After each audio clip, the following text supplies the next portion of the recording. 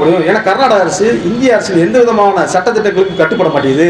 அதனால இந்த தீர்ப்பாயத்தை அமைச்சுக்கோன்னு சொல்லி உச்சநீதிமன்றம் கொடுத்த தீர்ப்பின் அடிப்படையில் விபி சிங் அவர்கள் பிரதமராக இருந்த பொழுது உச்சநீதிமன்றம் கொடுத்த தீர்ப்பின் அடிப்படையில் அமைந்த தீர்ப்பாயம் தான் இந்த காவிரி ட்ரிபுனல்.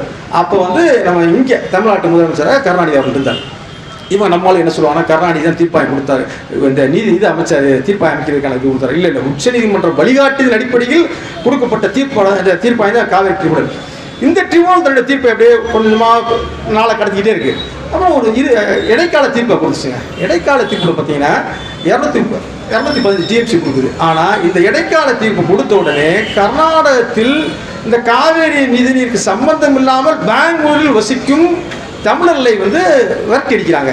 இந்தியாவிலேயே நவகாலிக்கு அப்புறம் ஒரு தேசிய இடப்பெயர்வு நடந்தது கர்நாடகத்தில் 1991 தாங்க. என்னென்னா